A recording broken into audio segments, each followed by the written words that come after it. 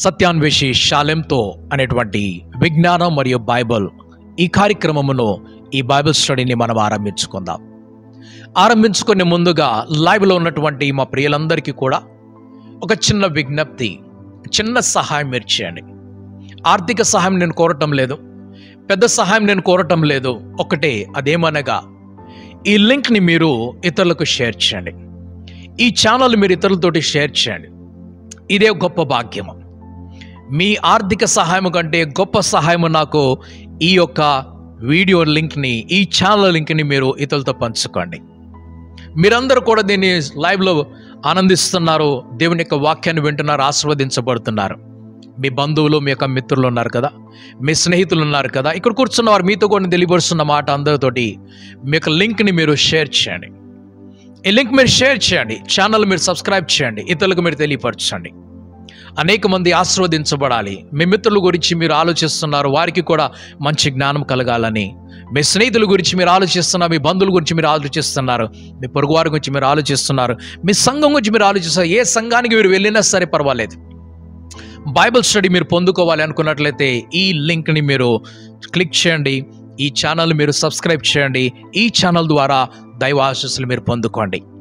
మీరు ఏ చర్చికి వెళ్ళినా కూడా మిమ్మల్ని ఎవరు కూడా మీ సంఘాన్ని వదిలిపెట్టి రమ్మని నేను చెప్పటం లేదు, అది నేను ఎన్నడూ కూడా చెప్పను. కాకపోతే యూట్యూబ్ ద్వారా మీరు వాక్యాన్ని వినండి, ఇతరులకు తెలియపరచండి. దగ్గర ఉన్నవారు, దూర ప్రాంతంలో ఉన్నవారు అందరూ కూడా దీన్ని షేర్ చేయండి. Thank you so much. మీరు అలా చేస్తున్నారు, మీ సహకారం నాకున్నది. ఇప్పటి వరకు అనేకమైన ఆశీర్వాదం మేము పొందుకున్నాం. ఈ ఆశీర్వాదం మీ దగ్గరికి ఇంకొక రూపంలో ఈ రీతిగా అందించడానికి దేవుడు సహాయం చేయను గాక. God bless you. జీసస్. దేవుని పరిశుద్ధ నామమునకు మహిమ కలుగును గాక. చిరచిన అందరికీ కూడా ప్రభువైన యేసుక్రీస్తు నామములో శుభములు కలుగును గాక.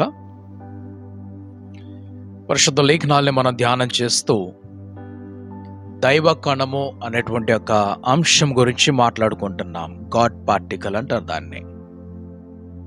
సో గాడ్ పార్టికల్ అనేది ఏమిటి? అసలు ఒక మనిషికి ఈ దైవ కణము అనే దానిని కనిపెట్టాలి అన్న ఆలోచన అసలు ఎందుకు వచ్చింది? దైవ కణము. సో విజ్ఞానము మరియు బైబిల్ అనేటువంటి ఒక అంశంలో మనం ఉన్నాం కదా. సత్యాన్వేషి షాలేముతో విజ్ఞానం మరియు బైబిల్. ఈ విజ్ఞానము మరియు బైబిల్ యొక్క అధ్యయనం మనం చేస్తున్నప్పుడు సృష్టి యొక్క ఆరంభం గురించి, సృష్టి ఆరంభము గురించి, ఎక్కడి నుంచి ఏమి వచ్చింది, ఎవరు తెచ్చారు, ఆ తెచ్చినటువంటి దేవుడు సృష్టికర్త అయిన దేవుడు అని మనందరికీ తెలుసు కదా. సో ఆ విషయాన్ని దేవుణ్ణి నమ్మని వారు ఆలోచిస్తున్నటువంటి విషయం ఏమిటంటే, ఈ సృష్టిని మీరు తీసుకొచ్చారు అని చెప్తున్నారు, కానీ ఇది కలిగింది అని మేము పరిశోధిస్తున్నాం. దేవుడు లోకాన్ని ఎంతో ప్రేమించాడు, ఆయన అద్వితీయ కుమారుని ఇచ్చాడు కదా. ఆయన యందు విశ్వాసం ఉంచువారు నశించక నిత్య జీవం పొందుతారు అన్నారు. కాబట్టి లోకమును అని చెప్పారు గనుక ఈ లోకములో నాస్తికులు ఉన్నారు, ఈ లోకములో భక్తులు కూడా ఉన్నారు. ఈ లోకములో మనము ప్రభువైన యేసుక్రీస్తుని తెలుసుకోకముందు మనమందరము కూడా ఇతర గ్రంథాల్లోనో ఇతర మతముల్లోనో నమ్మిక ఉంచిన వారం కదా. ఆ ప్రభు మనకి తెలిసాడు, ఆ ప్రభు గురించి మనం లోకానికి తెలియపరుస్తున్నాం. అయితే కొన్ని ప్రశ్నలు మన మనసుల్లో ఉన్నాయి. ఇది ఎలా జరిగింది, ఇది ఏమిటి అనే ఒక మాట. కొన్ని సందేహాలు ఉన్నాయి. నమ్మకం ఒకటి ఉన్నది బైబిల్లో, కానీ నమ్మకంతో పాటు కొన్ని ప్రశ్నలు కూడా ఉన్నాయి. ఒక ప్రశ్నలాగా ఈరోజు మనం దాన్ని టచ్ చేయట్లేదు, కానీ మీకు అర్థం చేసుకోవడానికి ఒక మాట వదిలిపెడుతున్నా నేను. నోవహ కాలంలో వచ్చినటువంటి ప్రళయము భూమి అంతా వచ్చిందా, లేక నోవహ ఉన్నటువంటి దేశంలో మాత్రమే వచ్చిందా? ఈ ప్రపంచమంతా నీటిలో మునిగిపోయిందా? భూమి అంటే ఈ భూమి యొక్క దాని యొక్క పొడవు, దాని వెడల్పు మనం చూస్తున్నప్పుడు దాదాపు 47,000 కిలోమీటర్లో ఉన్నటువంటి మట్టి భాగం ఇది. అంటే దేవుడు ప్రళయాన్ని తీసుకొచ్చినప్పుడు 47,000 కిలోమీటర్లు ఉన్నటువంటి భూమి మొత్తాన్ని నింపేశాడా, లేకుంటే కొన్ని కిలోమీటర్లు అంటే కొన్ని వందల కిలోమీటర్ల ఒక దేశాన్ని నింపేశాడా, ముంచేశాడా అని మనం ఆలోచిద్దాం. అది ఎటువంటి ప్రశ్నలు కొన్ని ఉంటాయి కదా. సో ఒక ప్రశ్న వదిలిపెడుతున్నా నేను. మరి వాటి సమాధానం కావాలి అని అంటే ఒక చరిత్ర ఆధారం కావాలి, విజ్ఞానం ఆధారము కావాలి. బైబిల్లో మాత్రం చెప్పారు భూమి అంతా కూడా నింపబడిందని. మరి ఆ దినములలో భూమి ఎక్కడి వరకు ఉన్నది తెలుసుకోవాలి అంటే ఆ దినముల యొక్క చరిత్ర మనకు అర్థం కావాలి. ఆ దినముల యొక్క అభివృద్ధి ఎంతవరకు వచ్చిందో మనకు అర్థం కావాలి. విజ్ఞానం ఎక్కడి వరకు ఉన్నది, సాంఘికం ఎక్కడి వరకు ఉన్నది, గణితం ఎక్కడి వరకు ఉన్నది. అందుకనే మనం చేస్తున్నటువంటి యొక్క ప్రయత్నంలో విజ్ఞానం మరియు బైబిల్ ఈ రెండింటిని మనం కలిపి చూస్తున్నాం, వేరు చేసి చూడటం లేదు. ఎందుకంటే ఏ జ్ఞానము కూడా దేవుడికి విరోధమైనది కాదు. ఒక్క జ్ఞానం మాత్రమే. ఏమిటది? చెడ్డ జ్ఞానము. దాన్నే దేవుడు దూరం చేసుకోమని చెప్పాడు కదా ఏదెన్ తోటలో. ఆ చెడుతనాన్ని విడిచిపెట్టేస్తే మిగిలినవన్నీ కూడా మంచిదే అని కనిపిస్తుంది. మరి ఈ నోవహ ప్రళయం దగ్గర నుంచి మనం బాబేల్ దగ్గరికి వెళ్ళి మన అంశాన్ని ప్రారంభించుకుందాం. మనం బాబేల్ దగ్గరికి వెళ్తున్నప్పుడు మనం చూసేది ఏమిటి అని అంటే దేవుడు ఒక మాట చెప్తున్నాడు. ఆ మాట ఏమిటంటే నరులు చేయదలిచినది ఏదైనా వారు తలపెట్టుకునేది చేస్తారు, వారికి అసాధ్యమైనది ఏది కూడా లేదంటున్నాడు. మనుషులకు అసాధ్యమైనది ఏది కూడా లేదు అని దేవుడు చెప్తున్నాడు. ఇది ఒక మంచి మాట.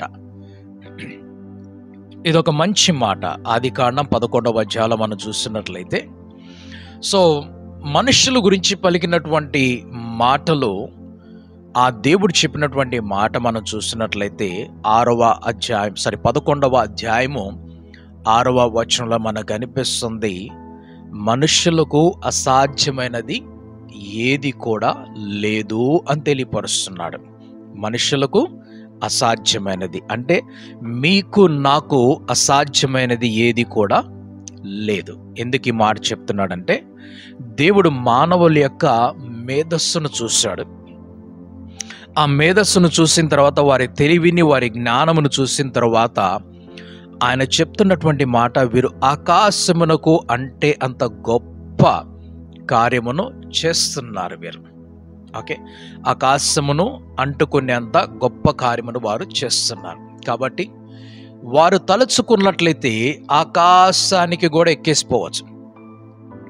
వారికి ఎటువంటి అడ్డంకం లేదంటున్నాడు. వారు తలుచుకున్నట్లయితే ఆకాశముకు కూడా ఎక్కి వెళ్ళిపోవచ్చు. చూద్దాం 11వ అధ్యాయం ఆదికాండము 6వ వచనంలో, అప్పుడు యెహోవా, ఇదిగో జనము ఒక్కటే, వారికందరికీ భాష ఒక్కటే, వారు ఈ పని ఆరంభించి ఉన్నారు. ఇక మీదట వారు చేయదలుచు ఏ పని అయినను చేయకున్నట్లు వారికి ఆటంకం ఏమీ ఉండదు. వారు చేయదలుచుకున్నటువంటి పనికి వారికి ఆటంకము ఉండదు. మరి బాబేలు గోపురం ఎందుకు ఆపేశాడు? సో మీరు ముందున్నటువంటి ఒక వీడియో మీరు చూడండి, దాని గురించి పూర్తి వివరణ ఉన్నది.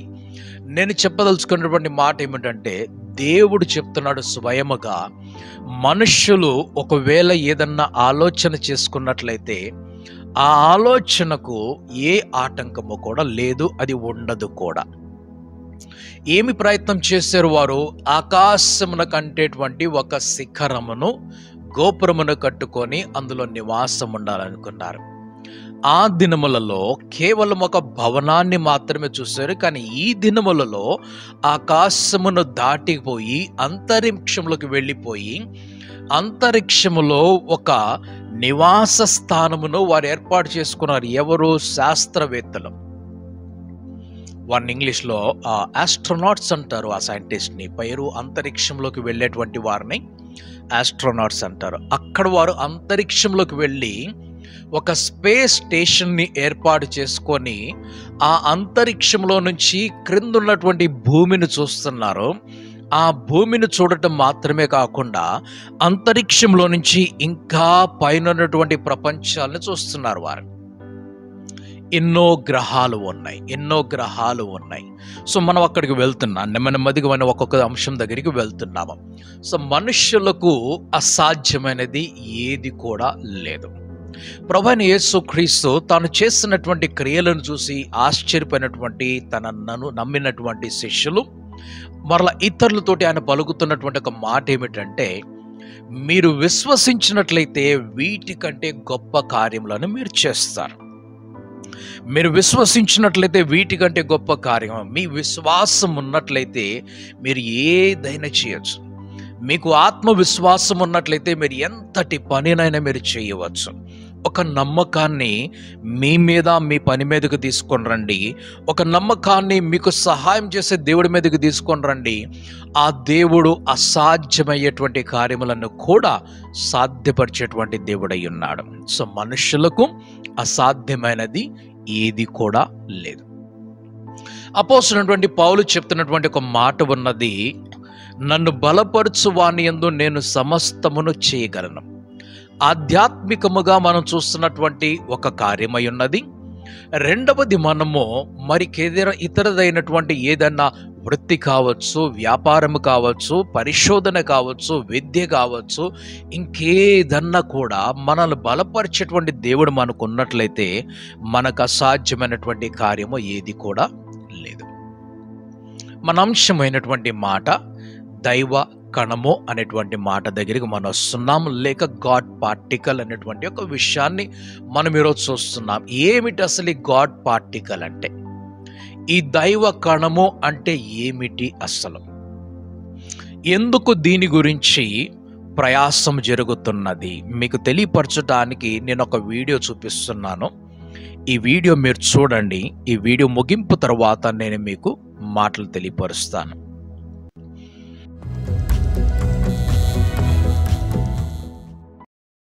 ఈ వీడియోలో ఒక ప్రయోగశాల మీకు కనిపిస్తున్నది. ఈ ప్రయోగశాలలో అనేక మంది అక్కడ మేధావులు కనిపిస్తున్నారు. నేను చూపించిన వీడియో ఒక్క ప్రయోగశాల మాత్రమే. ఇది స్విట్జర్లాండ్లో జెనీవాలో ఉన్నది. ఏమిటి దీని యొక్క విశేషత అంటే, ఈ యొక్క ప్రయోగశాలలో ఈ సృష్టి ఎలాగూ ఏర్పడినది అనే ఒక ప్రయోగం జరుగుతుంది. దాని పరిశోధన జరుగుతుంది. మనం నమ్మేటువంటిది ఏమిటి? ఆదికాండము 1వ అధ్యాయములో దేవుడు సమస్తమును శూన్యములో నుంచి, అంటే నీటిలో నుండి, చీకటిలో నుండి కలుగజేసడం చూస్తున్నాము కదా. అయితే ఈ చీకటి అనేటువంటిది ఎక్కడి నుంచి వచ్చింది అనే మనం ముందున్నటువంటి అంశాలు మనం చూసాం. మీరు పార్ట్ 4 దాన్ని మీరు చూడండి, పార్ట్ 3 మీరు చూడండి. ఈ యొక్క భాగాల్లో మీకు తెలియపరుస్తున్నాడు ఎలాగూ నీరు వచ్చాయి, ఎలాగో చీకటి వచ్చిందనేది. సరే, ఆ నీటిలో నుండి దేవుడు వెలుగును చేశాడని, ఆ వెలుగు తర్వాత ఆయన భూమిని కూడా చేసినట్లుగా మనం చూస్తున్నాం. ఆయన భూమిని కూడా చేసినట్లుగా చూస్తున్నాం. అయితే ఆదికాండము 1వ అధ్యాయము చాలా శక్తివంతమైనటువంటి అధ్యాయం. ఆదికాండము 2వ అధ్యాయము అది కూడా చాలా శక్తివంతమైనటువంటి అధ్యాయం. ఈ 2వ అధ్యాయములో మానవుడు ఎలా సృజించబడ్డాడు అనే విషయాన్ని చూస్తున్నాం. అయితే ఈ మానవుడు కోతుండి వచ్చాడు అని ఒక శాస్త్రవేత్త తెలియపరిచాడు. ఇది విన్నప్పుడు క్రైస్తవులకు హాస్యం అనిపిస్తుంది. మరి మిగిలిన వారికి పెద్ద ఇబ్బంది ఏమీ అనిపించదు, కానీ క్రైస్తవులకు మాత్రం ఇది ఇబ్బందికరముగా, హాస్యముగా అనిపిస్తుంది. ఎందుకంటే మానవుడు కోతి నుండి కలిగాడని చెప్పేసి. మరి కోతి ఎక్కడి నుంచి వచ్చింది అని అంటే, ఆ కోతి ఇంకొక పశువు నుంచి అలాగ ఒక చక్రము, ఎవల్యూషన్ థియరీ గురించి మీతో నేను ఒకరోజు మాట్లాడతాను. ఆ రోజు నేను మొత్తం ప్రక్రియ మీ దగ్గర తీసుకొని వస్తాను. అయితే ఒక కణము, జీవ కణములో నుండి ఈ యొక్క ఎవల్యూషన్ అనేది, అంటే తనంతట తాను ఉద్భవించడము జరిగిందంటున్నారు. ఒక కణములో నుంచి. ఏమిటా కణము అంటే జీవ కణము అని చెప్పారు. దానిలో ఏమున్నది అని అంటే జీవము ఉన్నది అని అంటున్నారు. సరే, దీని గురించి చెప్పినప్పుడు చార్ల్స్ డార్విన్ అనేటువంటి శాస్త్రవేత్త ఈ ఎవల్యూషన్ థియరీ గురించి ఆయన పరిశోధన చేసుకుంటూ ఇలా జరిగి ఉండొచ్చు ఈ సంభవం అని చెప్పి మానవుని చివరిగా ఒక కోతిలో నుంచి బయటకు తీసుకొని వచ్చాడు. ఒక కోతిలోంచి బయటికి తీసుకొని వచ్చాడు. ఓకే, అనేక లక్షల సంవత్సరాలు పట్టిందట ఈ మానవుడు కోతిలోంచి బయటికి రావటానికి. ఈ బయటకు వచ్చినటువంటి మానవుడు మరల ఆది మానవుడికి ఉన్నటువంటి, మనకు తెలుసు కదా, మన రోమాలతోటి చూసాము ఆయన్ని, వంగిపోయినటువంటి వ్యక్తి, కోతిలాగా కింద కూర్చున్నటువంటి వ్యక్తి, తోకొన్నటువంటి వ్యక్తిని మనం చూసాము. క్రమేణా కొన్ని వేల సంవత్సరాలు గడిచి గడిచి గడిచి ఆ మానవుడు కొంచెం నిటారుగా నిలబడటం మొదలుపెట్టాడు. ఆయన తోక పడిపోతుందట, ఆయన రోమములన్నీ కూడా పడిపోతున్నాయట. అలాగున ఈరోజు కనిపిస్తున్నటువంటి మానవుడిగా కోతి నుండి ఒకప్పుడు కలిగాడని చెప్తున్నారు. సరే, ఒప్పుకుందాం. అలాగే కొంతకాలం అయిన తర్వాత ఈ మానవుడికున్నటువంటి రోమములన్నీ కూడా జారిపోయాయి, అవి రాలిపోయాయి అని కూడా చెప్తున్నారు. సరే, ఇది కూడా అనుకుందాం. ఈ మానవుడికున్నటువంటి రూపములో ఈ తల మీద కొన్ని వెంట్రుకలు నిలిచి ఉండాలి అని ఎలాగనిపించింది ఆ రాలిపోయేటువంటి వెంట్రుకలకు. ఆ కండ్ల మీద కొన్ని వెంట్రుకలు ఉండాలి అని ఎలాగనిపించింది మగవానికి మూతి మీద, గడ్డం మీద కొన్ని వెంట్రుకలు నిలిచుంటే మగవాడు కొంచెం బాగుంటాడు అని ఎందుకు అనిపించింది? ఆలోచిద్దాం, కొన్ని నిమిషాలు మనం ఆలోచించుకుందాం. ఆ తర్వాత మనం ఒక తీర్మానాలకు వద్దాం, తొందరపాటు ఏమీ లేదు మనకి. రానున్నటువంటి దినాలలో ఒకవేళ ఇది మనకి ఈరోజు వింతగా అనిపిస్తుంటే, రానున్న దినాలలో ఒక వింత ఏమిటనంటే, మనుషుల తలపైన వెంట్రుకలు ఉన్నాయా అని ఒక 100 సంవత్సరాలు 200 సంవత్సరాల తర్వాత కొందరు ప్రశ్నించవచ్చు. ఎందుకనంటే మనం ఏ ప్రపంచంలోకి అయితే ఈరోజు ప్రవేశించామో ఆ ప్రపంచంలో మానవుడి తల మీద వెంట్రుకలను నిలబెట్టేటువంటి శక్తి కోల్పోతున్నది. మరి ఇది జరుగుతుంది, ఇలా జరిగింది అని అనుకుందామా? అలాగంటే మన ఎవల్యూషన్లో అలాగని చెప్పేసి అందరు గుండోళ్ళు అయిపోతారని నేను చెప్పటం లేదు. కొందరు కొంటాయి, కొందరు గుండోళ్ళు, కొందరు కొంటాయి కదా. ఒక వింతగా అనిపిస్తుంది. అందులో ఎవరికైతే వెంట్రుకలు ఉన్నాయో వారు వింతగా అనిపించవచ్చు. సరే, ఈరోజు ఎలాగైతే గుండు కలిగిన వారు కొంతమంది కనిపిస్తున్నారు, ఆ రోజుల్లో వెంట్రుకలు కొంతమంది కనిపించవచ్చు. ఒక ప్రపంచ మార్పు జరగవచ్చు. సంభవం గురించి చెప్తున్నాను నేను, పెద్దగా పట్టించుకోవద్దు దీనిని. సరే, ముందుకు వెళ్దాం మనం. ఆదికాండము 2వ అధ్యాయములో సృష్టికర్త అయినటువంటి దేవుడు మానవుడిని సృజించాడని చెప్తూ ఉంటే ఒక మేధావి బయటకు వచ్చి ఏమంటున్నాడంటే, నేను పరిశోధించి చూస్తాను, ఇది జరిగుండొచ్చు అని చెప్పేసి ఆయన ఒక థియరీని ఇచ్చేసాడు. ఆ థియరీ ఇచ్చేసి ఎంతో కాలం అయిపోయింది. అది ఈ రోజు వరకు కూడా సజీవంగా ఉన్నది. అది సజీవముగా ఉన్నది, ప్రభావవంతముగా ఉన్నది. మరి సజీవముగా ఉన్నటువంటి ఈ థియరీని, శక్తివంతమైనటువంటి ఈ థియరీని, ప్రభావవంతమైనటువంటి ఈ యొక్క థియరీ ఇది అసత్యము అని చెప్పాలి అని అంటే, సత్యమైనటువంటి 2వ అధ్యాయములో ఉన్నటువంటి ఆ ప్రక్రియ నీకు తెలిసి ఉండాలి.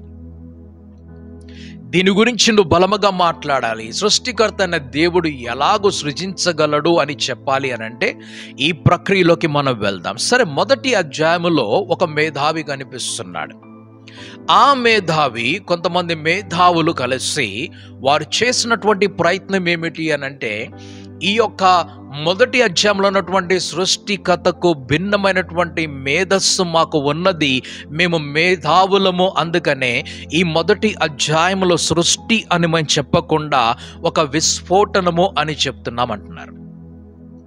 మరేమిటి విస్ఫోటనము అని అంటే, అది ఒక సృష్టి యొక్క ఆరంభం. లేక ఈ సృష్టి అంటే సృజించబడినది నేను చెప్పటం లేదు, ఏర్పడినటువంటి ఈ లోకం అని చెప్తున్నా మీకు నేను. ఈ ప్రపంచం, ఇందులో భూమి, నీళ్లు, ఆకాశము, అంతరిక్షము, సూర్యుడు, చంద్రుడు, నక్షత్రాలు, మనుషులు, పక్షులు, పశువులు, జీవులు, చేపలు, చెట్లు, మొక్కలు సమస్తము ఉన్నాయి సృష్టి అని చెప్పేటప్పుడు. ఇవి ఎక్కడి నుంచి వచ్చినట్టు ఒక కణము నుంచి వచ్చినాయి అంటున్నారు. మరి డార్విన్ ఏమని చెప్తున్నాడు అని అంటే, డార్విన్ చెప్పేటువంటి మాట ఏమిటనంటే, అది ఒక కణము నుంచి వచ్చింది. ఏ కణము? మొదటిది ఒక బిగ్ బ్యాంగ్ అంటున్నారు. అంటే ఈ ప్రపంచము ముందుగా ఏర్పడి తర్వాత మానవులు, జీవులు అన్ని వచ్చాయని చెప్తున్నారు. సరే, జీవుల దగ్గరికి వెళ్ళేటప్పుడు రెండోదిగా చూస్తాం మనం. మొదటిగా మనం చూసేది ఏమిటంటే, ఈ భౌతిక కణము ఒక ఫిజికల్ ఒక ఎలిమెంట్ లెక్క, ఒక సింగిల్ యాటమ్, ఒక సింగిల్ సెల్ అంటున్నారు దానిని. ఒక కణం, అది ఒక పార్టికల్ అన్నారు దాన్ని. అందుకనే ఒక పార్టికల్ ఏమిటేనంటే ఇది ఒక ఫిజికల్ పార్టికల్. ఈ ఫిజికల్ పార్టికల్లో నుంచి ఒక ఫిజికల్ రియాక్షన్ వచ్చింది, ఒక కెమికల్ రియాక్షన్ వచ్చింది అని అంటున్నారు. ఒక భౌతికమైనటువంటి రియాక్షన్, ఒక రసాయనికమైనటువంటి ఒక రియాక్షన్ కలిగిందంటారు, ప్రతిచర్య కలిగిందంటున్నారు. Enter the Large Hadron Collider. According to the Guinness Book of World Records, the Large Hadron Collider is the biggest machine on the planet. This thing is huge. It's a 27-kilometer underground ring located at a CERN facility near Geneva, Switzerland. The reason the Large Hadron Collider is so large is because it has one task: to destroy the smallest particles possible so we can better understand how they work. The LHC is a really big particle accelerator. Basically, it's a bunch of magnets strung together that accelerate subatomic particles to near light speed, so we can literally smash them together and see what they break up into, so that we understand what the fundamental building blocks of those particles are.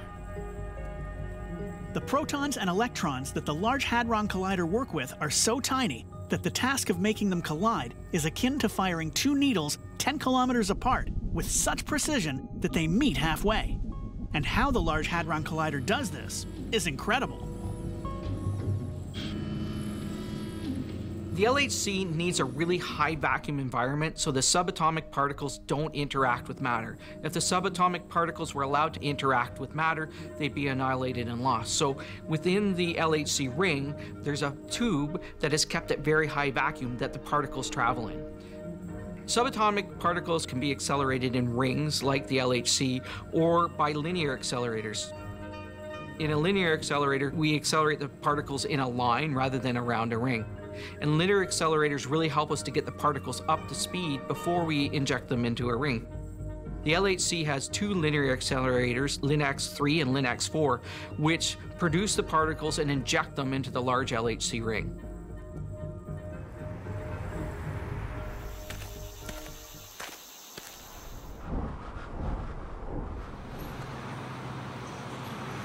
ఏమి జరిగింది ప్రతిచర్యలో అనంటే, ఒక కణం ఉండేది, ఆ కణము పేలిపోయిందంటున్నారు. ఒక పేలుడు కలిగిందట. దేనిలో? ఒక భౌతికమైనటువంటి కణములో ఒక పేలుడు కలిగి, ఆ పేలుడు కారణముగా ఈ లోకములో భౌతికమైనటువంటివి, వాయు సంబంధమైనటువంటివి, రసాయన సంబంధించినటువంటి ఈ యొక్క కణములు లేకుంటే ఈ యొక్క ఏమంటారంటే పదార్థములు ఏర్పడ్డాయి అంటున్నారు. పదార్థము చూద్దాం ఏమిటో అది. ఒక కణమున్నదట, ఒక కణమున్నదట. ఆ కణము అది పేలినప్పుడు, అందులో విస్ఫోటనం జరిగినప్పుడు ఈ లోకమంతా ఏర్పడిపోయి, ఎప్పుడంట ఇది 13.8 బిలియన్ సంవత్సరాల క్రితము ఈ కణములో ఒక విస్ఫోటనం జరిగిందంటున్నారు. ఎప్పుడిది?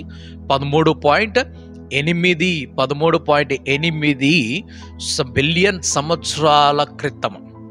13.8 అంటే 130.80 కోట్ల సంవత్సరాల క్రితం అని చెప్పేసి అంటున్నారు. సరే, ఒకవేళ అది అప్పుడు ఏర్పడినట్లయితే ఆ తరువాత సూర్యుడు ఇందులో నుంచి ఒక ప్రతిచర్యగా మార్చబడి, ఆ సూర్యుడు ఏర్పడడానికి కొన్ని సంవత్సరాలు అంటే దాదాపు 4.8 బిలియన్ సంవత్సరాల తరువాత సూర్యుడు వచ్చాడంటున్నారు. మరి సూర్యుడికి ఈరోజు ఉన్నటువంటి ఆయుష్ ఎంత చెప్తున్నారు అని అంటే అది 9 బిలియన్ సంవత్సరాల ఆయుష్ అంటున్నారు. 9 బిలియన్ సంవత్సరాలు. సరే, ఈ జెనీవాలో జరిగినటువంటి ఈ యొక్క ప్రయోగం మీరు చూశారు కదా, ఈ ప్రయోగ కేంద్రం మీరు చూస్తున్నారు. మరొక వీడియో కూడా చూడండి దీనిని. ఈ ప్రయోగం అంతా కూడా ఎలా నడుస్తుంది అని అంటే, ఇది ఒక రింగ్ మీరు చూస్తున్నారు, ఒక రింగ్ షేప్లో ఉన్నారు. ఈ రింగ్ షేప్లో ఉన్నటువంటిది భూమి యొక్క భూగర్భంలో చాలా లోతున దీన్ని పాతి పెట్టారు. చాలా లోతున దీన్ని పాతి పెట్టారు. అసలు ఏమిటి ఇది అని అంటే 27 కిలోమీటర్ల పొడవు కలిగినటువంటి ఒక ఎక్స్పెరిమెంట్ టన్నల్ అంటారు దీనిని. ఇదొక టన్నల్, ఇదొక సొరంగము లాగా ఉన్నది. చూడండి, మీరు వీడియోలు చూస్తే మీకు అనిపిస్తుంది ఒక సొరంగము లాగా ఉన్నది. ఏమి ఉన్నాయి అంటే దీనికి అన్ని కూడా చుట్టుప్రక్కల ఈ యొక్క వైర్లు మీకు కనిపిస్తున్నాయి. మరి లోపల ఏమన్నదంటే లోపల కంప్లీట్గా అయస్కాంతం కనిపిస్తుంది, మ్యాగ్నెట్. అయస్కాంతం కనిపిస్తుంది. ఇదంతా కూడా దేనితోటి? కొన్ని మెటల్స్ తోటి, కొన్ని పార్టికల్స్ తోటి, అయస్కాంతాలతోటి, కొన్ని వైర్లతోటి, కొన్ని యొక్క సర్క్యూట్స్ తోటి తయారు చేయబడినటువంటిది. ఇది ఏమి చేస్తున్నారు ఈ మేధావులందరూ కలిసి అనంటే, ఈ 10 కిలోమీటర్ల ఇటుప్రక్క దూరములో, 10 కిలోమీటర్ల ఇటుప్రక్క దూరములో ఒక శక్తిని విడుదల చేస్తున్నారు. విస్ఫోటన శక్తిని విడుదల చేసి ఏమి ఉన్నాయి ఇందులో అనంటే, చిన్న చిన్న కణములు, పార్టికల్స్ అన్నమాట. Particles, right? పార్టికల్, అందుకని మనం గాడ్ పార్టికల్ అన్నాం కదా. సో గాడ్ పార్టికల్, కొన్ని పార్టికల్స్ తీసుకొని ఇందులో సూక్ష్మమైనటువంటి తీసుకొని వాటిలో ఒక ఫోర్స్ని క్రియేట్ చేసి 2 ప్రక్కల నుంచి ఇలాగ ఒకే వేగంతో తీసుకొని వస్తున్నారు. ఎంత వేగము అనంటే ఈ కాంతి వేగము కంటే ఎక్కువ వేగం అంటున్నారు. ఎంత అండి కాంతి వేగం అనంటే ఒక సెకండ్లో 299.99 లక్షల కిలోమీటర్లు వేగముతో ప్రయాణము చేయగలిగినటువంటిది ఈ కాంతి అంటున్నారు దీనిని. అంటే దాదాపుగా 300 కిలోమీటర్ల వేగముతోటి పరిగెడుతుంది సూర్యుడి నుంచి భూమి దగ్గరికి వచ్చేటువంటి కాంతి. మనకు 8.2 సెకండ్లలో అది భూమికి అందిపోతున్నది. అంత వేగంతో వస్తున్నది. అయితే ఈ ఎక్స్పెరిమెంట్లో ఏం చేస్తున్నారు, ఈ ప్రయోగంలో ఏం చేస్తున్నారంటే, ఈ సూర్యుడి వేగం కాంతి వేగం ఉన్నది కదా, ఈ కాంతి వేగము కంటే అతి వేగముతోటి ఆ శక్తిని విడుదల చేసినప్పుడు ఆ 2 ప్రక్కల నుంచి వచ్చేసి అవి ఒక చోటకి వచ్చి, అంటే ఈ 10 కలిసి 0 అవుతున్నప్పుడు, ఈ 0 దగ్గర అవి 2 గుద్దుకున్నప్పుడు ఒక విస్ఫోటనం కలుగుతుందన్నారు. ఆ విస్ఫోటనములో ఏమి జరుగుతుంది అనంటే, వారు చూడాలనుకున్నది ఆ విస్ఫోటనములో ఒక మట్టి ప్రదేశము కలగాలి, భూమి కలగాలి. ఇంకా ఏమి కలగాలి అనంటే నీరు కలగాలి. ఇంకా ఏమి కలగాలి అనంటే సూర్యుడు, చంద్రుడు, నక్షత్రములు కలగాలి. ఇంకా ఏమి కలగాలి అనంటే ఈ చెట్లు, పొట్లు, మొక్కలు ఇవన్నీ తర్వాత కలగాలి. ఇవి జీవ కణము నుంచి. అందుకు నేను 2 కణాలని భాగం చేశాను. ఒకటి భౌతిక కణము, అందులో భౌతిక జీవము ఉన్నట్లయితే, రెండవది జీవ కణము, అందులో మానవ జీవము లేక పశు జీవము, పక్షి జీవము, ఆ చెట్ల జీవము, ఆ వేరొక జీవం, ఏది పెరిగేటువంటి ఒక జీవం అన్నది. నిలిచి ఉండేటువంటి జీవం ఒకటి ఉంటే పెరిగేటువంటి ఒక జీవం ఉన్నదన్నమాట.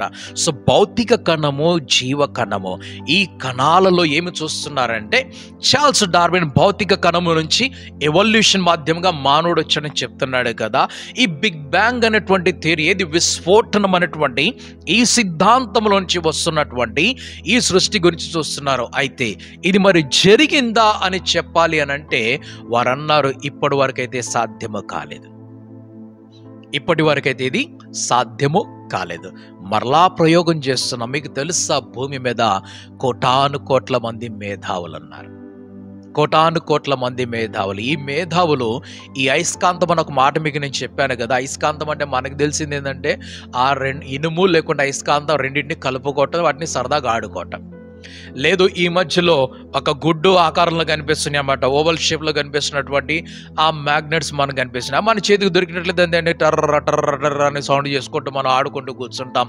మనకు తెలిసిన మ్యాగ్నెట్ అంత మట్టికి. ఈ సౌండ్ మీకు వినిపిస్తున్నటువంటి స్పీకర్లో ఏమున్నదంటే మ్యాగ్నెట్ ఉన్నది. ఈ అయస్కాంతం అనేది ఈ భౌతిక ప్రపంచంలో, ఈ ఆధునిక ప్రపంచంలో, ఈ యంత్ర ప్రపంచంలో, ఈ యొక్క విజ్ఞాన ప్రపంచంలో అతి ప్రాముఖ్యమైనటువంటి చాలా పాత్రను పోషిస్తున్నది. ఏమున్నది ఈ యొక్క జెనీవాలో, ఈ స్విట్జర్లాండ్లో ఉన్నటువంటి ఈ యొక్క బిగ్ బ్యాంగ్ అనేటువంటి సొరంగములో ఏమున్నదంటే అయస్కాంతములే ఉన్నాయి. అందులో ప్లాస్టిక్ ఉన్నది, మెటల్ ఉన్నది, సర్క్యూట్స్ ఉన్నాయి, వైర్స్ ఉన్నవి. ఇవన్నీ కలిసి ఏం ప్రయోగం చేస్తున్నాయి అంటే, ఒకవేళ నిజముగా ఆ పార్టికల్లో, ఆ పదార్థములో, ఆ కణములో విస్ఫోటనం జరిగి లోకం వచ్చినట్లయితే దానికి మనం ఏమని పేరు పెడదామంటే గాడ్ పార్టికల్ అని పేరు పెడదాం. గాడ్ పార్టికల్, దైవ కణము. మరి కొన్నిసార్లు దీనికి ముందేమన్నారంటే దీన్ని ఘోస్ట్ పార్టికల్ అని చెప్పేసి పిలిచారన్నమాట. గోస్ట్ పార్టికల్ అని చెప్పేసి. ఓకే, రెండవది వచ్చేసి గాడ్ పార్టికల్. ఒక పేరు మనం పెడదాం, దానికి ఏమని పేరు పెడదామంటే గాడ్ పార్టికల్ అని పేరు పెడదాం దాన్ని. ఎప్పుడు ఎప్పుడైతే ఇది ఒక సృష్టిని ఈ విస్ఫోటనంలో తీసుకొని వస్తుందో, ఈ గాడ్ పార్టికల్ దొరికితే ఏమి జరుగుతుందో ఒకసారి మనం ఆలోచిద్దాం. మొదటిగా గాడ్ పార్టికల్ అనేది నిజముగా జరిగినట్లయితే ఈ పార్టికల్లోనే జీవకణం ఉన్నది కదా, జీవకణము. ఆ జీవము అందరికీ జీవము కలుగజేసినటువంటి కణము కాబట్టి మనం ఆ కణమునే దైవంగా ఆరాధిద్దాం. ఒప్పుకుందాం మనం. సైన్స్ దాదాపుగా ఆరాధనలోకి వెళ్ళదు. ఈ మాట ఆరాధన పక్కన పెడదాం. సైన్స్ ఆరాధనలోకి వెళ్ళదు. ఎవరు ఆరాధనలోకి వెళ్తారు అంటే భక్తి ఆరాధనలోకి వెళ్తుంది. సైన్స్ దాన్ని చూసి వావ్ వావ్ వావ్ అహో అద్భుతం అహో అద్భుతం అంటదే కానీ సైన్స్ మరి ఆరాధనలోకి వెళ్ళదు. సైన్స్ ఆరాధన అంటే ఏమిటి అంటే నీకు తెలిసిన దానిని నీవు అతిగా ప్రేమించి అతిగా నీవు దాన్ని ఇష్టపడి నీకంటే బలమైనటువంటి శక్తినో నీకంటే బలమైనటువంటి వ్యక్తినో ఈ లోకంలో జరుగుతున్న ఆరాధన ఏమిటి అంటే అన్నిటికంటే ఎక్కువ శక్తి కలిగినటువంటి వాటిని మనము దేవునిగా దేవతగా భావించి మనము ఆరాధిస్తున్నాం. అందుకనే ఆ దేవుడి గురించి మాట్లాడినప్పుడు ఆయన సర్వశక్తి కలిగినటువంటి దేవుడు అన్నారు. సర్వశక్తి కలిగినటువంటి దేవుడు, సమస్తమైనటువంటి జీవము ఆయనలోనే ఉన్నది కాబట్టి ఆయన సృష్టికర్త, ఆయన రక్షకుడు, ఆయన విమోచకుడు, ఆయన పరిపాలకుడు, ఆయన పోషకుడు, ఆయన అర్థం చేసుకునేవాడు, ఆయన దగ్గరకు వచ్చేవాడు, ఆయన మనలను ప్రేమించేవాడు, ఇన్ని గుణములు కలిగిన వాడు కాబట్టి ఆయన దేవుడు అని చెప్పేసి ఆయన ఆత్మతోనూ సత్యముతోనూ ఆయన పూర్ణ మనసుతోనూ పూర్ణ బలముతోనూ పూర్ణ శక్తితోనూ పూర్ణ ఆత్మతోనూ మనం ఆయన ఆరాధిస్తున్నాం. సైన్స్ చేస్తున్నటువంటి ప్రయత్నంలో చూద్దాం, నిజముగా ఈ కణములో ఇటువంటి విస్ఫోటనములో ఏమన్నా జరిగినట్లయితే అది దైవ కణం అయిపోతుంది. ఆ దేవుడిని పట్టుకోవచ్చు. ఆ దేవుడు ఎక్కడుంటున్నాడో పట్టుకోవచ్చు. ఈరోజు అంతరిక్షంలో చాలా మంది అక్కడ ఆ స్పేస్ స్టేషన్లో కూర్చొని ఉన్నారు. ఎవరు వీరు అని అంటే నాసా నుంచి వెళ్ళినటువంటి, అమెరికా నుంచి వెళ్ళినటువంటి శాస్త్రవేత్తలు ఉన్నారు, జపాన్ నుంచి వెళ్ళినటువంటి శాస్త్రవేత్తలు ఉన్నారు, అలాగే చైనా నుంచి వెళ్ళారు, జర్మనీ నుంచి వెళ్ళారు, రష్యా నుంచి వెళ్ళారు, మన భారతదేశం నుంచి వెళ్ళారు. చాలా మంది వస్తున్నారు. ఈ అంతరిక్షంలో చాలా కాలం నుంచి కొంతమంది అక్కడే నివాసం ఉంటున్నారు. కొందరు 5 రోజుల కోసం వెళ్ళారు, కొందరు 10 రోజుల కోసం వెళ్ళారు. ఎందుకంటే వారు ఏ పరిశోధన అయితే చేయాలనుకో ఆ పరిశోధనకు వెళ్ళిపోయారు. అందరూ ఒకే రీసెర్చ్ చేయటం లేదు. ఈ దైవ కణమును కనుగొనడానికి, దేవుణ్ణి కనుగొనడానికి, ఆ జీవ కణమును కనుగొనడానికి ఈ భూమి మీద కోటాను కోట్ల ఖర్చు జరుగుతున్నది ప్రతిరోజు. అన్నిటికంటే ఎక్కువ దేనికోసం ఖర్చు పెడుతున్నారంటే ఈ ప్రయోగాల కోసం ఖర్చు పెడుతున్నారు. ఈ ప్రయోగాలలో ఏమిటయ్యా ప్రయోగం అంటే అంతరిక్షంలోకి వెళ్ళి చూద్దాము, మిగిలినటువంటి గ్రహాలకు వెళ్ళి చూద్దాము, అక్కడ జీవం ఉన్నదేమో చూద్దాము, అక్కడ నీరు దొరుకుతుందేమో చూద్దాం, అక్కడ ఆక్సిజన్ దొరుకుతుందేమో చూద్దాం అని అంటే అన్ని కూడా ఇక్కడి నుంచే వెళ్తున్నాయి కానీ ఏవి అక్కడ దొరకటం లేదు. పరిశోధన చేస్తున్నారు. మానవుడికి అసాధ్యమైనది ఏది కూడా లేదు. రేపు ఒకవేళ అంతరిక్షంలోకి వెళ్ళిపోయి చంద్రుడి మీద నీళ్లను కనుక్కొని మానవుడు ఏదైనా ప్రయత్నం చేస్తే అందులో తప్పేమీ లేదు. ఒక చిన్న ఉదాహరణతోటి మనము బైబిల్ నుంచి మనం ముందుకు వెళ్దాం. ఏమిటంటే యేసు ప్రభు ఒక ఉపమానం తెలియపరుస్తున్నాడు, ఒక ప్యారలల్ ఆయన చూపిస్తున్నాడు అన్నమాట. ఏమిటి? పరలోకం గురించి నరకం గురించి చూపించాడు. పరలోకం గురించి నరకం గురించి. పరలోకం అంటే ఇతర లోకం అని అర్థం. పరలోకము, ఓకే. ఈ పరలోకము అని అంటే అక్కడ పరలోకంలో దేవుడి యొక్క నివాసం ఉన్నదని, దూతల యొక్క నివాసం ఉన్నదని చెప్పేసి అంటున్నారు. ఓకే, ఇతర లోకము ఏది? మన భూమికి మించినటువంటి ఇతర లోకం. మరి రెండవ లోకానికి పాతాళ లోకము కానీ లేకుంటే నరకం అనేటువంటి చూపించారు. అక్కడ లాజరు అనేటువంటి ఒక వ్యక్తి మనకు కనిపిస్తున్నాడు. పరలోకంలో అబ్రహాము మనకు కనిపిస్తున్నాడు. ఆయన శ్రమ లేకుండా ఉన్నాడు, కష్టం లేకుండా ఉన్నాడు, బాధ లేకుండా ఉన్నాడు, ఆయన సుఖాన్ని అనుభవిస్తున్నాడు. కానీ నరకములో, పాతాళ లోకములో ఒక వ్యక్తి కనిపిస్తున్నాడు. ఆయన ధనవంతుడు కనిపిస్తున్నాడు. ఆయన నరకములో యాతనలో ఉన్నాడు. ఆయన ఇబ్బంది పడుతున్నాడు. ఆయనకి నీళ్లు లేవంటున్నాడు. నీళ్లు లేవని ఎవరితో చెప్తున్నాడు ఈ మాట? అబ్రహాంతో చెప్తున్నాడు. ఏమి లేవట ఆయన దగ్గర? నీళ్లు లేవు అని చెప్తున్నాడు. సరే, అబ్రహాంతో ఏమంటున్నాడంటే కొంచెం నీళ్లు లాజరు చేతులు ఇచ్చి పంపించట్టున్నాడు. ఇక్కడ నేను అగ్నిలో, ఈ వేడిలో నేను యాతనలో బాధపడుచున్నానని చెప్పాడు ఆయన. ఆ పరలోకం గురించి నరకం గురించినటువంటి మాట మనం ఆధ్యాత్మిక మాట తర్వాత మనం చూద్దాం. ఎందుకంటే వాళ్ళ తమ్ముళ్ళ గురించి వాళ్ళ గురించి మనం అన్ని పట్టించుకోవడం, 2 లోకాల గురించి మనం చూస్తున్నాం. లాజరు ఒక్కడే పరలోకంలో లేడు. అబ్రహాం ఒక్కడే పరలోకంలో లేడు. వారికి ఒక నిదర్శనం చూపించాడు. అంటే ఈ లోకంలో ఎక్కువగా శ్రమపడిన వాడు ఒక వ్యక్తి కనిపించాడు. ఎవరంటే ఎదురెదురుగున్నటువంటి వ్యక్తులు చూపించాడు. ఆయన పేరు లాజరు. మరొక ఆయన ఈ లోకంలో సుఖాన్ని అనుభవించాడు. ఆ వ్యక్తి ఎవరంటే ధనవంతుడు. ఆయన ఎక్కడ కనిపిస్తున్నాడు? పాతాళ లోకంలో కనిపిస్తున్నాడు. సరే, ఈ పాతాళ లోకములో కోటాను కోట్ల మంది ఉన్నారు, పరలోకంలో కోటాను కోట్ల మంది ఉన్నారు. ఒకళ్ళిద్దరు కాదు ఉన్నది అక్కడ. ఏమి చెప్పాలని ప్రయత్నం చేస్తున్నానంటే, ఈ పాతాళ లోకము ఒక గ్రహం వంటిది అనే విషయాన్ని మనం చూడాలి. కొన్నిసార్లు మనకి మండుచున్నటువంటి అగ్నిగుండం అని చెప్పేసి అంటారు. మండుచున్నటువంటి అగ్నిగుండమే అనే ప్లానెట్స్ గురించి మీకు తెలియపరిచినటువంటి ఒక భాగం అన్నది దీని ఇంట్రడక్షన్ భాగంలో. దాన్ని మీరు చూడండి. ఒక్కొక్క ప్లానెట్లో ఎంత టెంపరేచర్ ఉందో మీకు నేను చూపించాను. కొన్ని ప్లానెట్స్ మీద 800 డిగ్రీల సెంటిగ్రేడ్ టెంపరేచర్ ఉన్నది. అక్కడ మీరు జీవించగలరా? మనం జీవించగలమా? 30 దాటిపోయి 40లోకి మనకి టెంపరేచర్ వచ్చిందంటే ఉఫ్ అనుకుంటా మనం ఇసురుకుంటూ కూర్చుంటామే. 40 దాటి టెంపరేచర్ వెళ్ళిపోయిందంటే వెంటనే మనం ఎయిర్ కండిషన్ ఆన్ చేసుకుని కూర్చుంటాం కదా. 40 మనం తట్టుకోలేకపోతే 100 డిగ్రీల సెంటిగ్రేడ్ మనం తట్టుకోగలమా? 500 డిగ్రీల సెంటిగ్రేడ్ మనం మనం తట్టుకోలేము. ఆ ప్రపంచము అదొక గ్రహం, ఒక లోకం అనేది గమనించాలి మనం.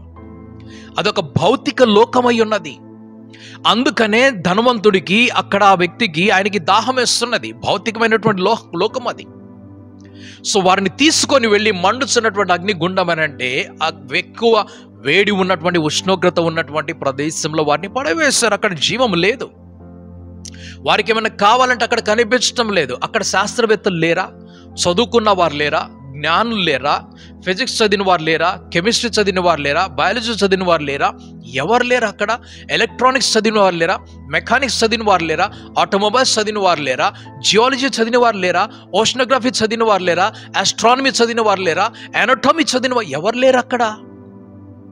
అంటే వాళ్ళందరినీ నేను పాతాళ లోకంలో పంపిస్తాను నేను అంటం లేదు. ఇన్ని రకాల శాస్త్రాలు ఉన్నట్లప్పుడు, ఇన్ని రకాల విజ్ఞానం ఉన్నప్పుడు అక్కడ వారు లేరా?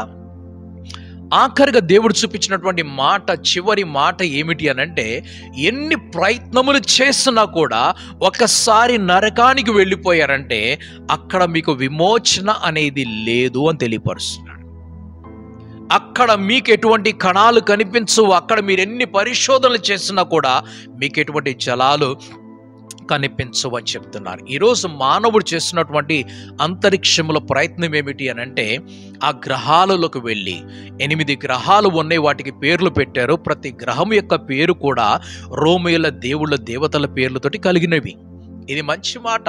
మనిషికి చాలా ఇష్టమైన దానిని వారి పేర్లు పెట్టుకుంటారు. దేవుడు వారికి ఇష్టము కాబట్టి దేవుడి పేరు పెట్టుకుంటే, కానీ బైబిల్లో మాత్రం దేవుడు చెప్పాడు, మీరు ఎవరు కూడా నా పేరు ఎవరికి పెట్టకూడదు. నా పేరు మీరు ఎవరికి పెట్టకూడదు. దేనికి మీరు పెట్టకూడదు. దేవుడు చాలా ఖచ్చితంగా చెప్పాడు. తండ్రి అని ఎవరిని కూడా ఒక టైటిల్ ఇచ్చి మీరు సంబోధించకూడదు. అలాగని చెప్పేసి డాడీని తండ్రి అని పిలవకూడదని చెప్పేసి అని కాదు, పిలవచ్చు, కానీ ఒక టైటిల్ ఇవ్వకూడదు ఎవరికి కూడా. సరే, ఆ విషయానికి మనం పక్కకు వచ్చేద్దాం. ఈ భూలోకంలో కలిగినవన్నీ కూడా మనం చూస్తే దేవుడి యొక్క పేర్లే ఉన్నాయి.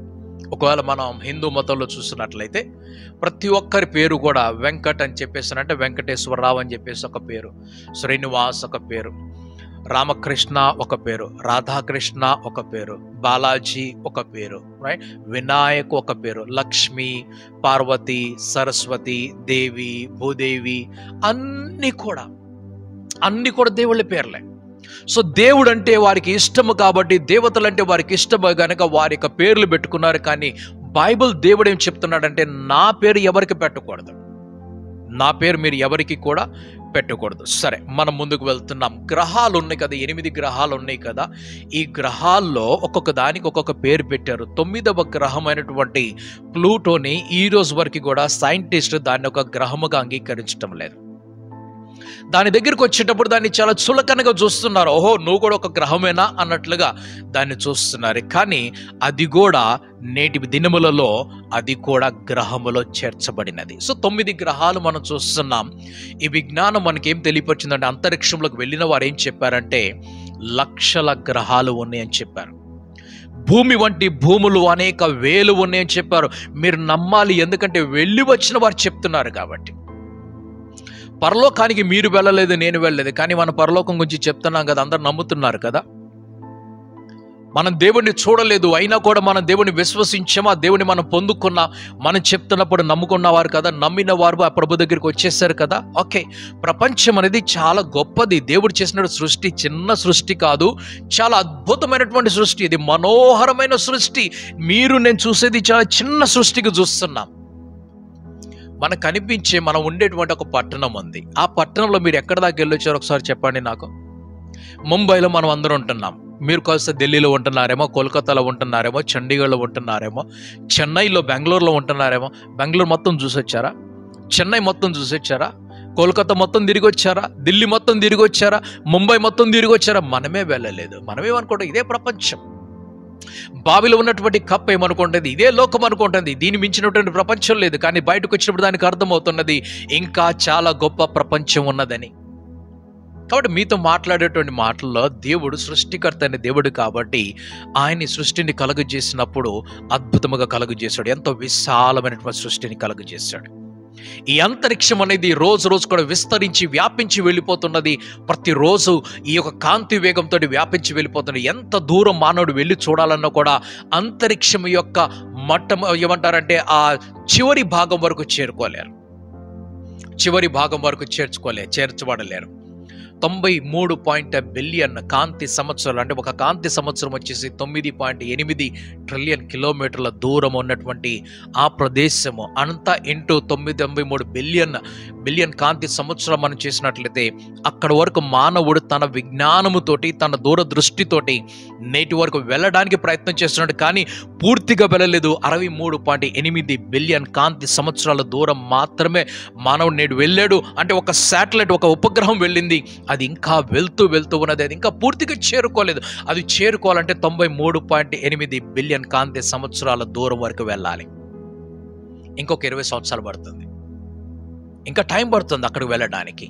మరి ఇది అంతరిక్షం యొక్క ముగింపు అనంటే ముగింపు కాదు, ఇంకా చాలా ఉన్నదని చెప్పేసి అంటున్నారు. సో దైవలోకము, దేవుడి యొక్క సృష్టి మనం చూసినప్పుడు అద్భుతమైన ఒక సృష్టిగా మనం దీన్ని చూస్తున్నాం.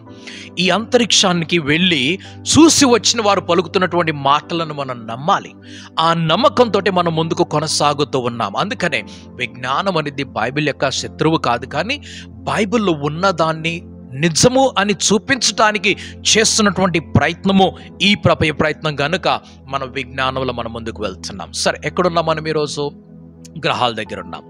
ఈ గ్రహాల దగ్గరికి వెళ్తున్నాము. తర్వాత అక్కడ గూడు కట్టుకొని అంటే స్పేస్ స్టేషన్ కట్టుకొని ఉన్నవారు వారు చేస్తున్నటువంటి ప్రయత్నాలు రోజు మన దగ్గరికి వస్తున్నాయి. ఆ డెవలప్మెంట్స్ మనం ముందుకు వెళ్తూ ఉన్నాం. నీటి గురించి మనం ధ్యానం చేసేటప్పుడు నీటిలో కూడా ఒక నివాసం ఉన్నది. ఆ నివాసం ఒక డేంజర్ జోన్కి వెళ్ళిపోయారు. దాని కిందకు వెళ్ళిపోయినట్లయితే ఇంకా డేంజర్ ఉన్నది. అంటే ఏ పరికరము కూడా అక్కడ పనికిరాదు. అంత గొప్ప విశాలమైనటువంటి నీరు మనకు కనిపిస్తుంది. ఈ మాస్ని, మ్యాటర్ని ఇంకొక వీడియో మీకు నేను చూపిస్తున్నాను, దీన్ని చూడండి. ఈ మాస్ అంటున్నారు, దీన్ని మాస్ ఏమిటి అని అంటే ఇది టోటల్గా ఈ విశ్వమంతా కూడా ఏమి నింపబడినది? నీళ్లతో నింపబడినది. మరి విశ్వం అంతా ఇంకా రెండోది దేనితో నింపబడినట్టయితే చీకటితో నింపబడినది. పగటి వేళ సూర్యుడితో వచ్చినటువంటి వెలుగు తప్ప మనకి మిగిలినదంతా కూడా చీకటే కనిపిస్తుంది. రాత్రి సమయంలో మన ఎలక్ట్రిసిటీ నుంచి, బల్బు నుంచి వచ్చేటువంటి ఆ కాంతి, థామస్ ఆల్వా ఎడిసన్ చేసినటువంటి ఆ ప్రయోగంతో మన వెలుగు కనిపిస్తుంది. మిగిలినదంతా కూడా చీకటే. అయితే ఈ చీకటి పదార్థం ఏమిటో ఒకసారి చూద్దాం. ఈ వెలుగు ఏమిటో చూద్దాం. ఈ నీరు ఏమిటో చూద్దాం. మనం భూమి చూస్తున్నట్లయితే నీరు 70% కనిపిస్తుంటే 30% మనకి భూమి కనిపిస్తున్నది. ఇంత నీరు అవసరమా మనకంటే? ఇంత నీరు అవసరమే. ఇంత నీరు ఉన్నా కూడా పట్టణాలలో త్రాగడానికి, వాడుకోవడానికి నీళ్లు దొరకటం లేదు. ఇన్ని నీళ్లు ఉన్నా కూడా ఈ భూమి రోజు రోజుకి ఎండిపోతున్నది. ఎందుకంటే మానవుని యొక్క ప్రయత్నాలలో భూమిని ఎండింపచేసేటువంటి ప్రయత్నాలు అనేకములు జరుగుతూ ఉన్నాయి. సో మనం చూస్తున్నాం డార్క్ మ్యాటర్, మనం చూస్తున్నాం చీకటిని, మనం చూస్తున్నాం చీకటి పదార్థాన్ని మనం చూస్తున్నాము. సమస్తము కూడా చీకటి అని చెప్పేసి ఆదికాండం 1వ అధ్యాయము 2వ వచనంలో మనం చూసాము. సమస్తము కూడా నీరు అని చెప్పేసి ఆదికాండము 1వ అధ్యాయం 2వ వచనం మనం చూసాము. ఈ డార్క్ మ్యాటర్ గురించి ఈ వీడియో మీరు చూడండి, మీకు అర్థమవుతున్నది ఏమిటి ఇది అని అంటే, ఈ ప్రపంచము, విశాలమైనటువంటి ప్రపంచము పని చేయాలి అని అంటే చీకటి అవసరము. ఈ చీకటిలో కొంచెం భాగం మాత్రమే వెలుగై ఉన్నది. ఈ ప్రపంచం అంతా పని చేయాలంటే నీరు అవసరమై, నీటిలో కొంచెం భాగం మాత్రమే ఏమున్నది? మట్టి, నేల మనకి కనిపిస్తున్నది. సరే, ఈ పరిశోధనలు జరుగుతూ ఉన్నవి. ఈ పరిశోధన నుంచి మనం ముందుకు వెళ్తున్నాము. దేవుడు మానవుడు ఏమి చేశాడంటే ఆయన సృజించిన తర్వాత సమస్తాన్ని లోపరుచుకొని వాటిని మీరు ఏలండి అని చెప్పేశాడు. ఓకే, మనం ఎక్కడ ఉన్నాము అని అంటే ఈ లోకాన్ని మనం చూస్తున్నాము. ఏ యొక్క లెన్స్తో మనం చూస్తున్నామనంటే మనం సైన్స్ అనేటువంటి ఒక లెన్స్తో మనం చూస్తున్నాం, జియాలజీ అని ఒక లెన్స్తో చూస్తున్నాం, జియోగ్రఫీ అని ఒక లెన్స్తో చూస్తున్నాం, biology, botany, astronomy, anatomy, physiology, psychology, రకరకాల సైన్సులతోటి మనము ఆ దేవుడి సృష్టిని చూస్తున్నాం. ఎందుకంటే ఆదికాండం 1వ అధ్యాయము 2వ అధ్యాయం చాలా ప్రకాశవంతమైనటువంటి, చాలా ప్రభావవంతమైనటువంటి, చాలా శక్తివంతమైనటువంటివి. దేవుడు దాన్ని రాసి పెట్టినప్పుడు Matter as we know it. Atoms, stars and galaxies, planets and trees, rocks and us. This matter accounts for less than 5% of the known universe. About 25% is dark matter and 70% dark energy, both of which are invisible. This is kind of strange because it suggests that everything we experience is really only a tiny fraction of reality. But it gets worse. We really have no clue what dark matter and energy are or how they work. We are pretty sure they exist though. So, what do we know?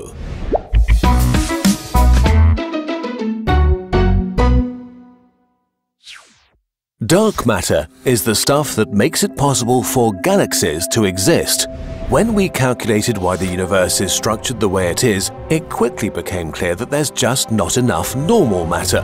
The gravity of the visible matter is not strong enough to form galaxies and complex structures. Stars would more likely be scattered all over the place and not form galaxies. So we know there is something else inside and around them. Something that doesn't emit or reflect light. Something dark.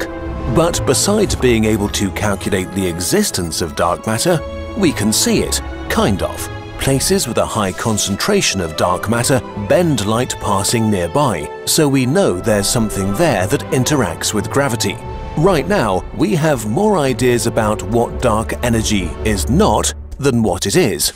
We know dark matter is not just clouds of normal matter without stars because it would emit particles we could detect.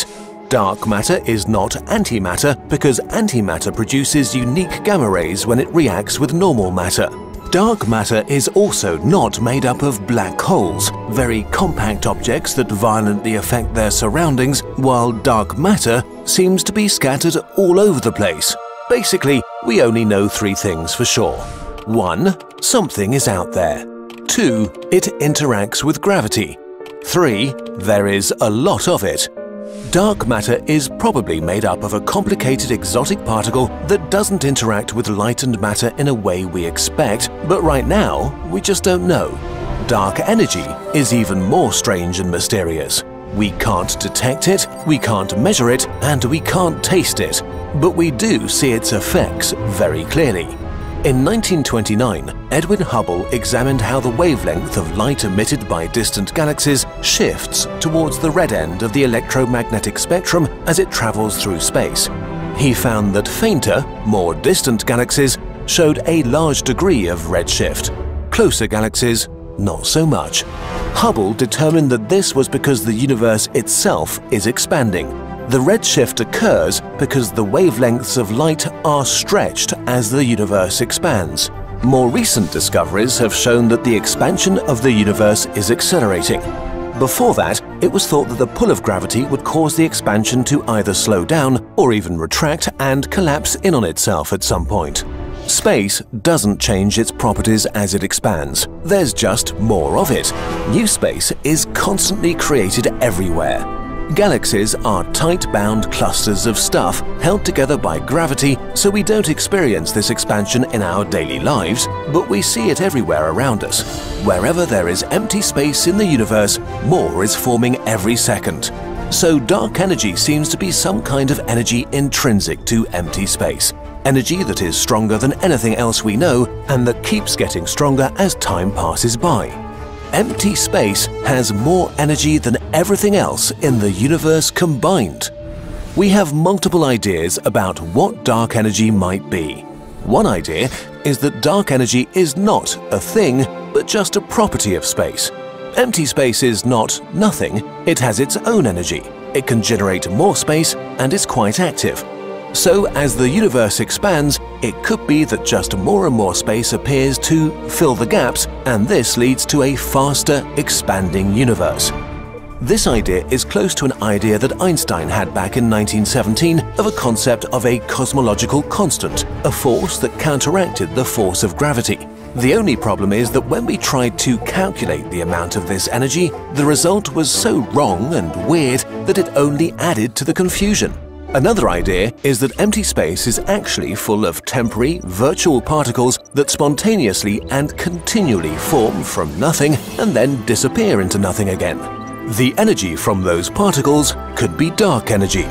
Or maybe dark energy is an unknown kind of dynamic energy fluid or field which permeates the entire universe but somehow has the opposite effect on the universe than normal energy and matter. But if it exists, we don't know how and where, or how we could detect it. So there are still a lot of questions to answer. Our theories about dark matter and dark energy are still just that, theories. On the one hand, this is kind of frustrating. On the other hand, this is frontier science, making it very exciting. It shows us that no matter how much we feel we're on top of things, we're still very much apes with smartphones, on a tiny, fragile island in space, looking into the sky, wondering how our universe works. There is so much left to learn, and that is awesome. This video is supported by the Australian Academy of Science, which promotes and supports excellence in science. Learn more about this topic and others like it at nova.org.au. It was a blast to work with them, so go check out their site. Our videos are also made possible by your support on patreon.com. If you want to support us and become part of the Kurzgesagt Bird Army, check out our Patreon page. దేవుడు సృష్టించినటువంటి ఈ అద్భుతమైనటువంటి మనోహరమైనటువంటి సృష్టిని మనం చూస్తున్నప్పుడు మనకు చూపించేటువంటి ఈ యొక్క లెన్స్ మనకు దొరికితే దాన్ని బట్టి ఆ దేవుణ్ణి మనం ఘనపరచాలి, ఆ దేవుణ్ణి మనము మహిమపరచాలి. గాడ్ పార్టికల్ దగ్గరికి నేను వస్తున్నా, దైవ కణము దగ్గరికి వస్తున్నా. నేను ఇంత ప్రపంచాన్ని చూసి ప్రయాణం చేసిన తర్వాత మనకి తెలుసు పరలోకం అనేది పైన ఉన్నదని చెప్పేసి, అందరు నమ్మేటువంటిది కూడా పరలోకం పైన ఉన్నదని చెప్పేసి నమ్ముతున్నారు. మరి పైనున్న ప్రపంచాన్ని నమ్ముతున్నప్పుడు ఆ దేవుడు ఎక్కడ ఉన్నాడు, ఆ దైవ కణము ఏమిటి, ఆ దైవ లోకము ఏమిటి? ఒకవేళ మానవుడికి నిజముగానే ఆ దైవ కణము దొరికినట్లయితే మానవుడు ఆ చూపుతోటే దేవుణ్ణి పట్టుకోవడానికి వెళ్ళిపోతాడు, ఆ చూపుతోటి. కానీ మీకు తెలుసు ఒక రహస్యం ఏమిటి అని అంటే, ఈ కళ్ళు ఎన్నడూ కూడా దేవుణ్ణి చూడలేవు. ఈ మానవ నేత్రాలు ఎన్నడూ కూడా దేవుణ్ణి చూడలేవు. ఆ దేవుణ్ణి చూడాలి అని అంటే ఆత్మీయ నేత్రాలతోటే చూడాలి. ఆ దేవుణ్ణి చూడడానికి ఆత్మీయ నేత్రాలతోటే చూడాలి. ఈ భౌతికమైనటువంటి నేత్రములు దేవుణ్ణి ఎన్నడూ కూడా చూపించలేవు. ఎందుకంటే ఆ దేవుడికి రూపము లేదు, ఆ దేవుడికి ఆకారము లేదు. ఆయన ఆత్మ, ఆ దేవుడు ఆత్మ. ఆ ఆత్మ మరి ఎలాగుంటుందో కూడా ఈ విజ్ఞానం పరిశోధన చేస్తుంది. అందుకని మీకు నేను చెప్పాను, విజ్ఞానం అనేది మేధావులతో కూడినటువంటి ఒక సదస్సు అని చెప్పచ్చు. ఈ మేధావులు, అనేక మంది మేధావులు అంటే ఏమిటంటే సాధారణమైనటువంటి జ్ఞానమునకు మించినటువంటి జ్ఞానము కలిగిన వాడు మేధావి, గొప్ప జ్ఞానము కలిగినటువంటి వాడు మేధావి, అద్భుతమైనటువంటి జ్ఞానము కలిగినటువంటి వాడు మేధావి. ఈ మేధావులందరూ కలిసి ఏం ప్రయత్నం చేస్తున్నారు? దేవుణ్ణి పట్టుకోవాలని ప్రయత్నం చేస్తున్నారు. అన్నిటికీ మూల ఆధారం ఏమిటో పట్టుకోవాలని ప్రయత్నం చేస్తున్నారు. మరి మనుషులు చేసేటువంటి ప్రయత్నం అసాధ్యమా అని అంటే, మనుషులు ఆ ప్రయత్నం చేస్తారు, కానీ మానవ నేత్రమునకు ఆ దేవుడు కనిపించడు. చేయాలి, ప్రయోగాలు చేయాలి, చదువుకోవాలి, అందరూ చదువుకోవాలి, విద్యను సంపాదించాలి, జ్ఞానం సంపాదించాలి, అపారమైనటువంటి తెలివిని సంపాదించాలి, అన్నిటిని సంపాదించాలి. కానీ చెడ్డ జ్ఞానమును మాత్రం సంపాదించవద్దు. అదొక్కటే దేవుడికి హేయమైనది. చెడుతనము, చెడ్డ జ్ఞానము, పాపము, అదొకటి దేవుడికి హేయమైనది. కాబట్టి దాన్ని మీరు సంపాదించవద్దు, మిగిలినవన్నీ సంపాదించుకోండి. ఏ జ్ఞానమైనా సరే దేవుడికి ఈర్ష్య కలగదు, దేవుడు దానికి వ్యతిరేకము కాదు. సరే, ఈ దైవ కణము లేక దేవుడు, దేవుని లోకము. దైవ కణము, దేవుడు, దేవుని లోకము దీని గురించి ప్రయాసములు జరుగుతూ ఉన్నాయి. ఈ ప్రయత్నములు జరుగుతూనే ఉంటాయి, చాలా కాలం వరకు జరుగుతూనే ఉంటాయి. కానీ ఈ దేవుడు ఏ పరిశోధనలో కూడా కనిపించడు. ఈ పరిశోధనలో మరి సైన్స్ మరి మనుషులను ఏమంటున్నారు, మోసం చేస్తుందా, మనుషులను మభ్యపెడుతుందా, మనుషులను అంధకారంలో ఉంచుతుందా, మనుషులకు సత్యాన్ని దూరం చేసి అసత్యాన్ని చేస్తుందంటే గమనించాలి. ఈ మాటను ఒకసారి గమనించండి. అందరు సైంటిస్టు నాస్తికులు కాదు, శాస్త్రవేత్తలందరూ కూడా నాస్తికులు కాదు, శాస్త్రవేత్తలందరూ కూడా దేవుడికి వ్యతిరేకము కాదు. ఒకరు, ఇద్దరు, ముగ్గురు, నలుగురు, కొంతమంది ఉండొచ్చు. కానీ విజ్ఞానము ద్వారా ఆ దేవుడి సృష్టిని పరిశోధన చేస్తూ, ఆయన కార్యములను పరిశోధన చేస్తూ, ఎంతో దేవుడికి దగ్గరగా వచ్చి ఇంత అద్భుతాన్ని కలుగు చేసిన వాడు దేవుడు తప్ప ఎవరవుతారని చెప్పేసి అనేక మంది ఆ దేవుడిని నమ్ముకున్నారు. చార్లెస్ డార్విన్ తన యొక్క వాంగ్మూలములో చివరిగా తను మాట్లాడుతున్నటువంటి మాటలలో, నేనొక విద్యలకు వెళ్ళాను, నేనొక పరిశోధనలకు వెళ్ళాను, ఆ పరిశోధనలో నేనొక ప్రయత్నం చేశాను, ఈ ప్రయత్నములో మానవుడు కోతి నుండి కలిగి ఉండొచ్చు అనేటువంటి ఒక థియరీని నేను ఇచ్చాను. వెనకాల పరిశోధనలు మీరు చేయండి. కానీ నా నమ్మకం ఏమిటనంటే, నేను చనిపోయే ముందుగా నేను విశ్వసించేది, నన్ను సృజించినటువంటి సృష్టికర్త నా దేవుడు ఒక ఆయన ఉన్నాడు, జీవం ఇచ్చినటువంటి దేవుడు ఒక ఆయన ఉన్నాడు, ఆయన దగ్గర నుంచి వచ్చి ఆయన దగ్గరికే వెళ్ళాలి. ఎందరో సైంటిస్ట్ని మనం చూసినప్పుడు వారందరూ చెప్పే మాట, దేవుడు ఉన్నాడు అని తెలియపరుస్తున్నాడు. ఈరోజు మీకు నేను తెలియపరిచేటువంటి మాట, దైవ కణము గురించి పరిశోధనలు జరుగుతున్నాయి. ఈ బిగ్ బ్యాంగ్ ద్వారా దైవ కణం ఏమిటో తెలుసుకోవాలని ప్రయత్నం చేస్తున్నారు. ఆ పార్టికల్ ఒకవేళ ఒక ప్రపంచము కలిగినట్లయితే ఆ కణమునకు, ఆ పార్టికల్కి గాడ్ అనేటువంటి పేరు పెట్టి దాన్ని ముందుకు తీసుకొని వెళ్తున్నారు, లేక దాన్ని గోస్ట్ అనేటువంటి పార్టికల్ తోటి ముందుకు తీసుకొని వెళ్తున్నారు. ఇవన్నీ మనం ప్రక్కన పెడితే ఈరోజు మనం చూసేటువంటిది ఏమిటి అని అంటే, ఎన్ని వేల కోట్లు, ఎన్ని లక్షల కోట్లు, ఎన్ని కోటాను కోట్ల డబ్బు ఖర్చు పెట్టిన తర్వాత చివరికి తేలింది ఏమిటి అని అంటే, వ్యర్థము వ్యర్థము వ్యర్థము. ఏమిటి వ్యర్థం అంటే, తుది నిర్ణయం వ్యర్థం, ప్రయోగం వ్యర్థము కాదు, ఆ పరిశోధన వ్యర్థము కాదు, ఆ యొక్క వెతుకులాట వ్యర్థము కాదు. కానీ అన్ని కూడా నీ పైన నీవు ఆధారపడటం, నీ పైన ఎవరు లేరు అనుకొని, నేనే సమస్తం అనుకొని, నాకు కలిగినదే సమస్తం అనుకొని, నా ధనమే సమస్తం అనుకొని, నా బలమే సమస్తం అనుకొని, నా జ్ఞానమే సమస్తం అనుకొని నీవు ఆలోచించుతున్నట్లయితే అది వ్యర్థమని చెప్తున్నారు. సూర్యుడి కింద ఉన్నదంతా కూడా వ్యర్థం వ్యర్థం వ్యర్థం అంటే అన్ని వ్యర్థమని కాదు, నువ్వు జీవించొద్దు అని కాదు. ఏమంటున్నారంటే, నిన్ను సృజించినటువంటి సృష్టికర్త అయినటువంటి దేవుడి నీవు నీ బాల్య దినములోనే స్వయమే స్మరణకు తెచ్చుకో. అది మాత్రమే ప్రాముఖ్యము, అది మాత్రమే బహుమూల్యమైనది. గొప్ప దేవుడు గొప్ప కార్యములు చేస్తున్నవాడు కాబట్టి అనేక మంది తెలియపరిచినటువంటి మాట, ఎంత చదివినా కూడా ఆ విద్యను జ్ఞానమునిచ్చేటువంటి దేవుడే గొప్పవాడు కాబట్టి ఆయన దగ్గరికి రండి. గాడ్ పార్టికల్ ఎక్స్పెరిమెంట్ జరుగుతూనే ఉంటుంది, ముగింపులోకి రాలేదు అది. కానీ ఈరోజు నువ్వు ఆ పార్టికల్ దగ్గర నుంచి, ఆ కణము దగ్గర నుంచి నేను సృజించినటువంటి సృష్టికర్త అనే దేవుడి దగ్గరికి నువ్వు రా. రెండవది, నీ కొరకు ప్రాణం పెట్టినటువంటి రక్షకుడైనటువంటి క్రీస్తు యేసు దగ్గరికి నీవు రా. ఆ తండ్రి అయినటువంటి దేవుడు తను తాను ప్రత్యక్షపరచుకోవడానికి ఆ కుమారునైనటువంటి క్రీస్తుని లోకంలో పంపించాడు. ఆయన శ్రమపడ్డాడు, ఆయన బాధపడ్డాడు, ఆయన అవమానమునకు గురయ్యాడు, ఆయన వేదనకు గురయ్యాడు, హింసలకు గురయ్యాడు, ఆయన కొరడా దెబ్బలు గురయ్యాడు, ఆయన చనిపోయాడు, ఆయన సమాధి చేయబడ్డాడు.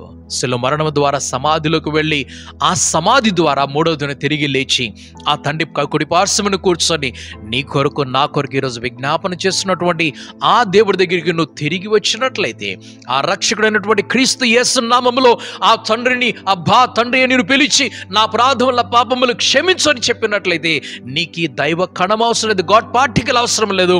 ఆ దేవుడు నీ సొంతం అయిపోయి, నీ కండ్లకు కనిపించినటువంటి దేవుడు వెంటనే నీకు సొంతం అయిపోయి నీ రక్షకునిగా మార్చబడిపోతాడు.